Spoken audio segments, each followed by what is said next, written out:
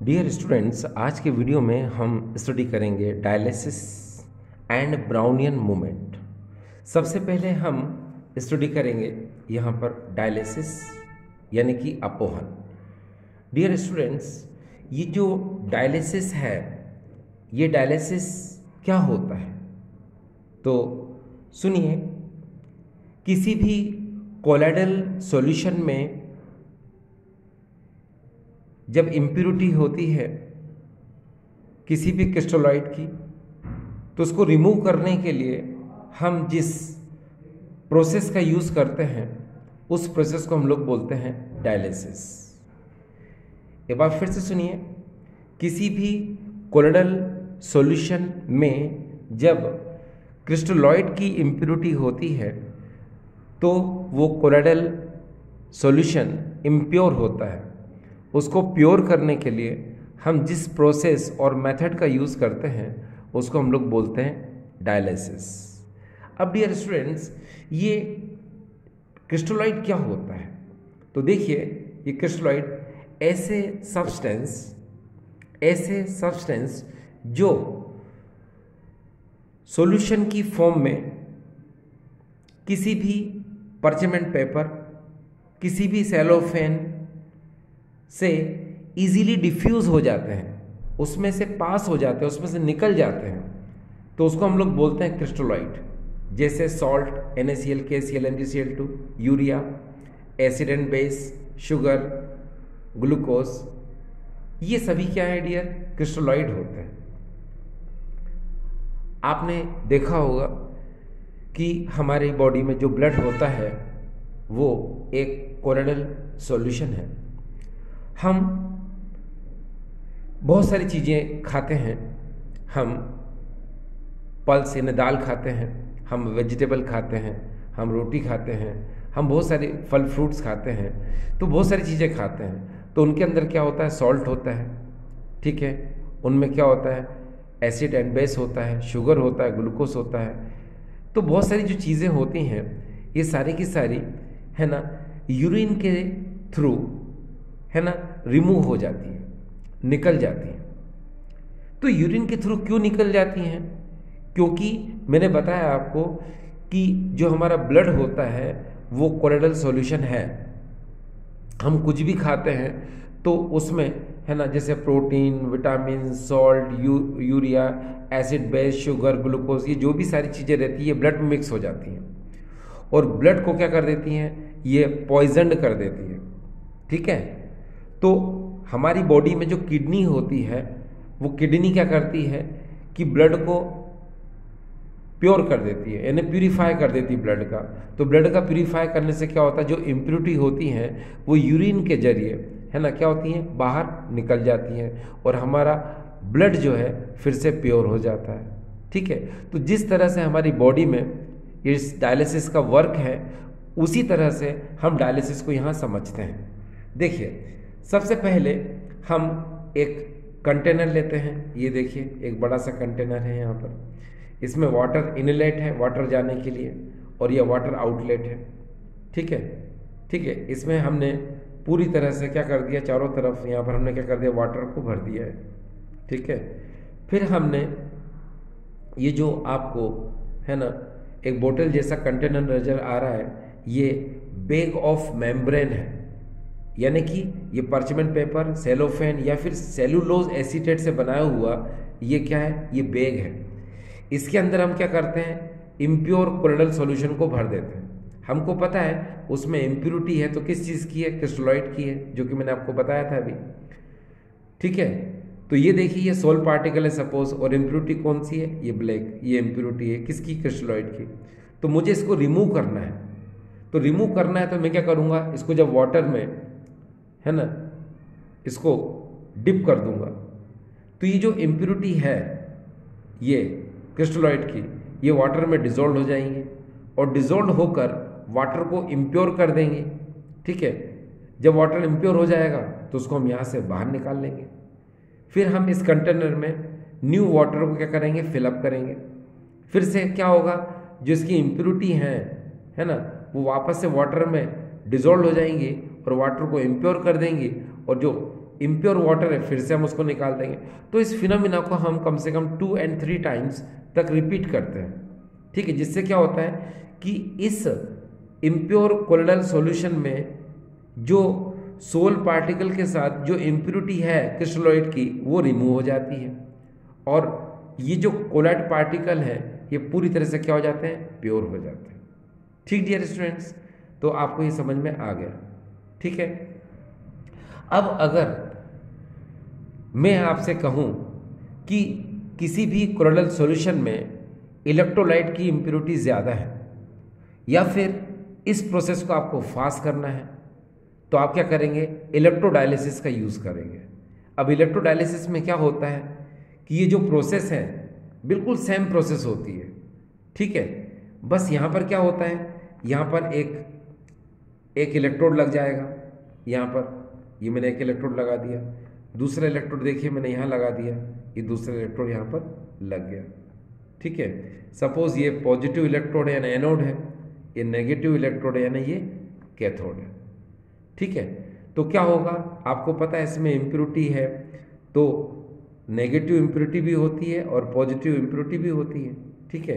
तो जो negative impurity होगी वो इस पर्चमेंट पेपर यानी कि एसपीएम की तरह वर्क करता है ये पूरा बैग। तो जो नेगेटिव इम्प्योरिटी है वो निकल कर कहाँ जाएगी, बाहर की तरफ, यानी कि पॉजिटिव की तरफ। जो पॉजिटिव इम्प्योरिटी है वो कहाँ जाएगी, इस नेगेटिव की तरफ यानी कैथोड की तरफ। ये देखिए इस तरह से ये जो कोलोइडल सॉल्यूशन है ये क्या हो जाएगा, ये प्योर हो जाएगा, ठीक है। तो आपको ये बात समझ में आ गई कि इलेक्ट्रोडायलिसिस का यूज़ हम कब करते हैं, जब हमको डायलिसिस फास्ट करना हो, या फिर जब कोलोइडल सॉल्यूशन में इलेक्ट्रोलाइट की इम्प्योरिटी क्या हो, एक्सेस में हो, तो उसको हम रिमूव करने के लिए इलेक्ट्रोडायलिसिस का यूज़ करते हैं, ठीक है। अब आपको पता है कि इस कोलोइडल सॉल्यूशन में इलेक्ट्रोलाइट है तो naturally positive ion negative ion की फॉर्म में प्रेजेंट होंगे। तो आपने देखा कि बाहर आपने यहाँ एनोड लगा दिया, कैथोड लगा दिया, इलेक्ट्रिसिटी पास करोगे तो नेगेटिव इलेक्ट्रोड किधर जाएगा, ये नेगेटिव आयन किधर जाएगा, इस कैटायन की तरफ, और पॉजिटिव आयन कहाँ जाएगा, इस एनायन की तरफ। यानी कि नेगेटिव इम्प्योरिटी इस एनोड के पास जाएगी, यहाँ जाके डिपॉजिट होगी, ठीक है। और पॉजिटिव आयन जो है कहाँ जाएगा, नेगेटिव की तरफ, यहाँ जाकर क्या होगा, ये डिपॉजिट होगा। बोलो क्लियर भाई, नेगेटिव इम्प्योरिटी यहाँ जाएगी, पॉजिटिव इम्प्योरिटी यहाँ जाएगी, और कोलोइडल सोल जो है यानी सॉल्यूशन जो है क्या हो जाएगा, वो प्योर हो जाएगा, ठीक डियर। तो आपको ये समझ में आ गया। अब डियर स्टूडेंट्स एक बात को जरा गौर करिए, हमारी बॉडी में भी यही प्रोसेस होता है, ठीक है। जो किडनी हमारी बॉडी में है वो किडनी जो है क्या हमारे ब्लड को प्योर करती है। सपोज अगर हमारी बॉडी में किडनी वर्क ना करे तो क्या होगा, हमारा ब्लड इम्प्योर हो जाएगा। ब्लड इम्प्योर होने से क्या हो जाएगा, पॉइजन हो जाएगा। पॉइजन होने से क्या हो जाएगा, जब ब्लड ही पॉइजन हो गया तो हमारी क्या हो जाएगी, डेथ हो जाएगी। तो हमें बचने के लिए क्या करना पड़ता है, आर्टिफिशियल डायलिसिस जो हॉस्पिटल्स में होता है वो कराना पड़ता है, ठीक है। लेकिन इससे हम बहुत कम दिनों तक ही लिविंग स्टेज में रह सकते हैं, ठीक है, ठीक है। तो वही चीज़ है कि हमारी बॉडी में जो किडनी होती हैं वो ब्लड को क्या करती हैं, प्योर करती हैं। तो किस प्रोसेस के थ्रू, इस डायलिसिस के थ्रू। तो डियर स्टूडेंट्स अभी हम आपको ब्राउनियन मूवमेंट पढ़ाएंगे। पहले मैं थोड़ा सा हिंदी मीडियम स्टूडेंट को पढ़ा दूं। देखिए इस समय हम पढ़ रहे हैं अपोहन। क्या होता है, किसी भी कोलाइडी विलयन में जब क्रिस्टलाभ की अशुद्धि होती है तो वह कोलाइडी विलयन अशुद्ध होता है। उस अशुद्ध कोलाइडी विलयन को शुद्ध करने के लिए हम जिस विधि का उपयोग करते हैं उसे हम कहते हैं अपोहन।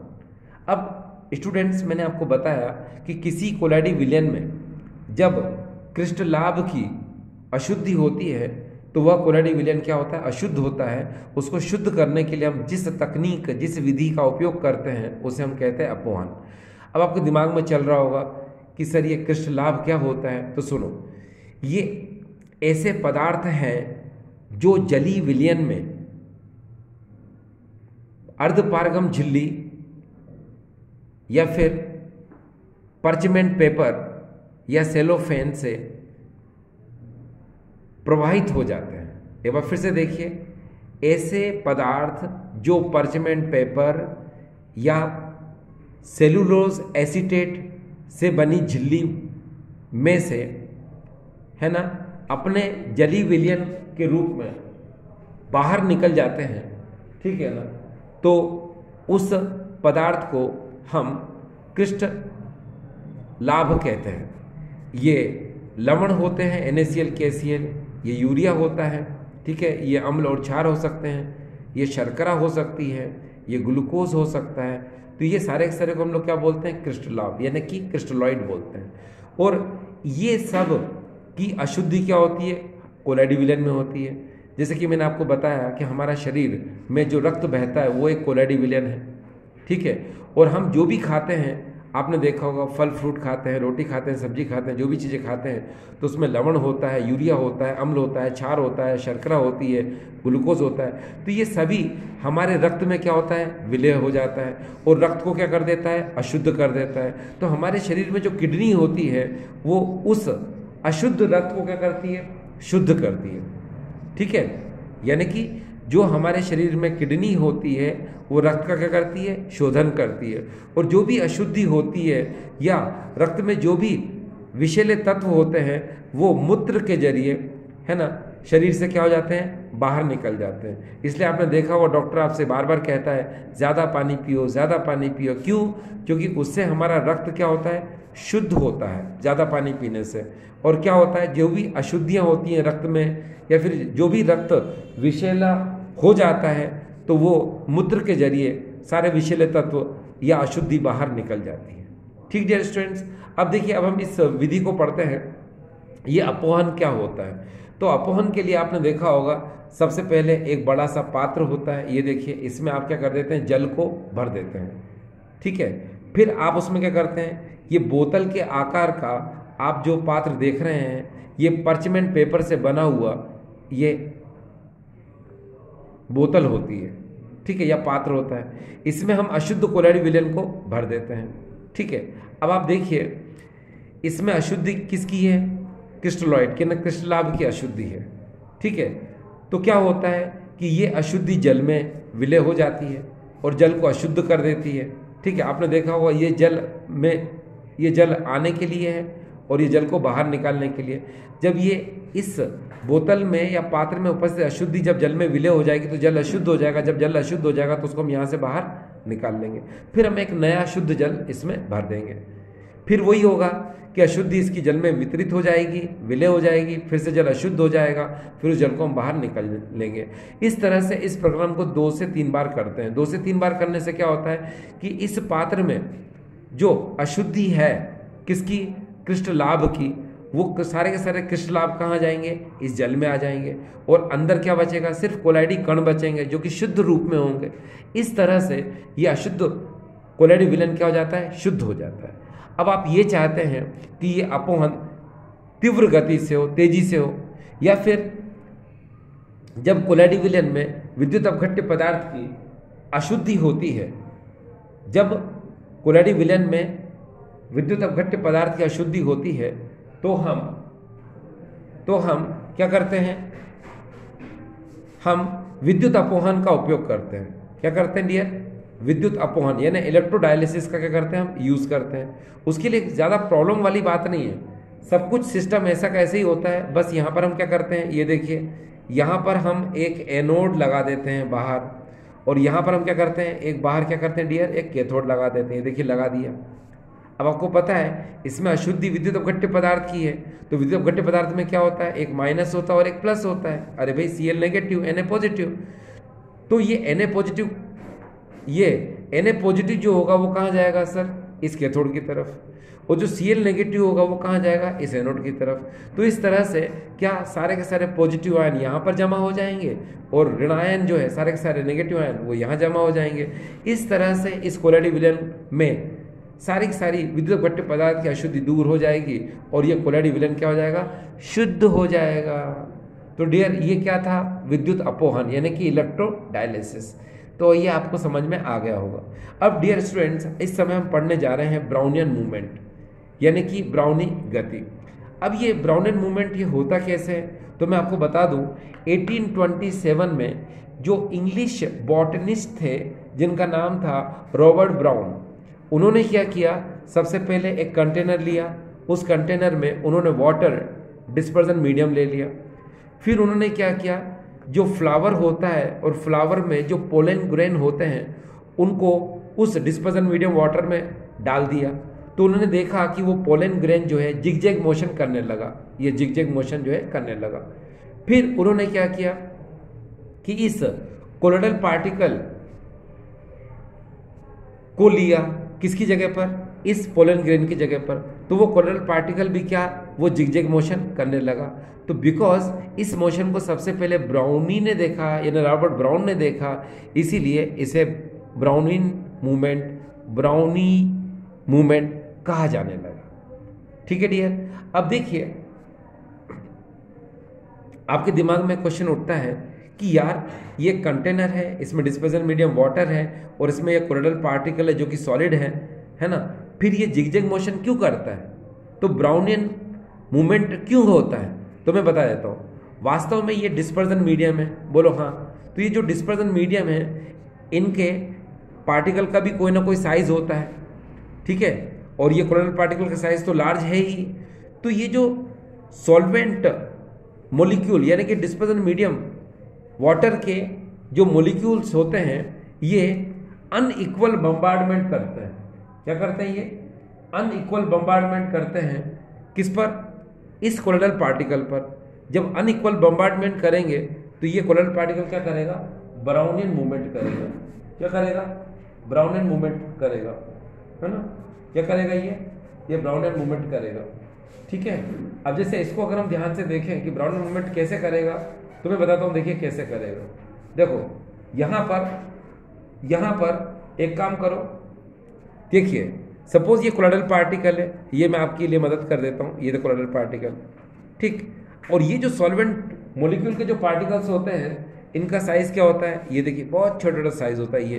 तो ये सब मिलकर क्या करते हैं, एक साथ इसमें अनइक्वल बम्बार्डमेंट करते हैं, यानी कि ये सारे के सारे मॉलिक्यूल इससे टकराएंगे तो क्या होगा, ये मॉलिक्यूल अब इस तरफ चला जाएगा, बोलो ना, इधर चला गया। फिर क्या होगा कि सॉल्वेंट मॉलिक्यूल के पार्टिकल फिर अनइक्वल बम्बार्डमेंट करेंगे। जैसे यहाँ देखिए इन सब ने एक साथ क्या किया, अनइक्वल बम्बार्डमेंट किया, तो ये मॉलिक्यूल अब कहाँ आ गया, ये नीचे की तरफ आ गया।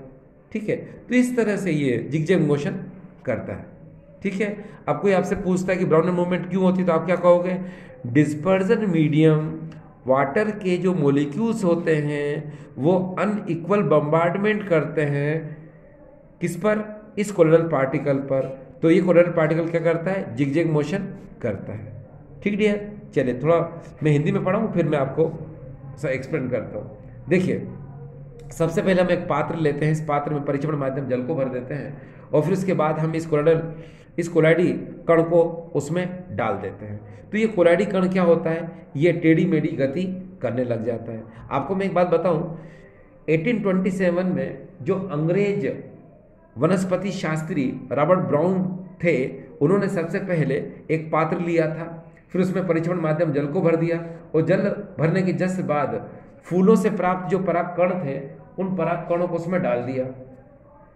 तो उन पराग कणों को, है ना, उन पराग कणों को उन्होंने देखा कि ये पराग कण जो है वो क्या, वो टेढ़ी मेढ़ी गति करने लगे। फिर उन्होंने क्या किया, इन पराग कणों को हटाकर जब कोलाइडी कणों को उन्होंने डाला, तो ये कोलाइडी कण भी क्या होने लगे, टेढ़ी मेढ़ी गति करने लगे।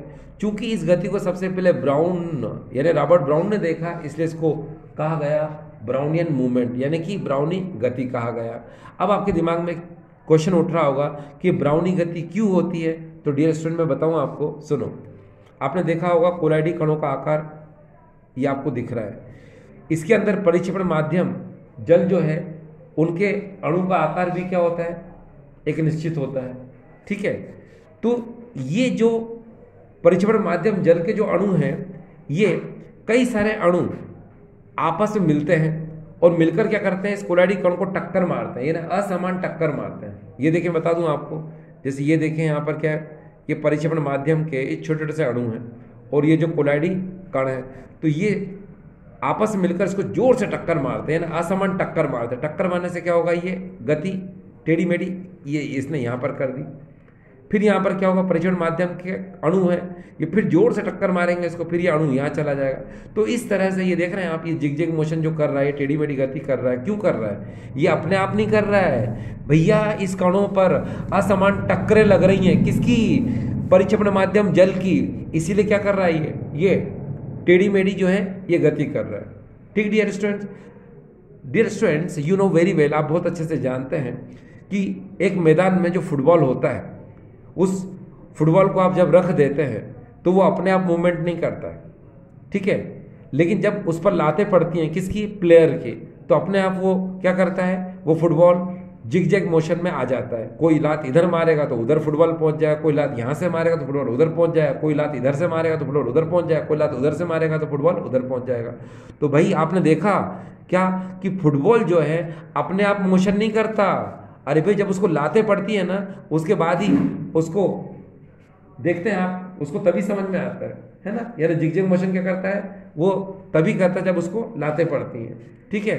अब आपके दिमाग में क्वेश्चन उठ रहा होगा कि ब्राउनियन मूवमेंट किन किन फैक्टर पर डिपेंड करता है। तो मैं बता दूं, टेम्परेचर यानी कि तापमान पर।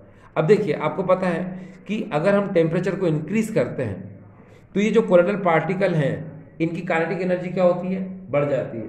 इनकी काइनेटिक एनर्जी बढ़ने की वजह से ये फास्ट मोशन करते हैं, यानी तेजी से क्या करते हैं, गति करते हैं। फिर से सुनिए, तापमान, यदि हम तापमान में वृद्धि करते हैं तो ये जो कोलाइडी कण है, इनकी गतिज ऊर्जा में वृद्धि हो जाती है। गतिज ऊर्जा में वृद्धि होने की वजह से ये शीघ्रता से टेढ़ी मेढ़ी गति करते हैं। दूसरा, साइज ऑफ पार्टिकल यानी कणों का आकार। आपने देखा होगा ये जो कोलाइडल पार्टिकल हैं, इनका साइज अगर बड़ा है तो ये धीरे धीरे ब्राउनियन मूवमेंट करेंगे, यानी कि धीरे धीरे क्या करेंगे, ब्राउनी गति करेंगे।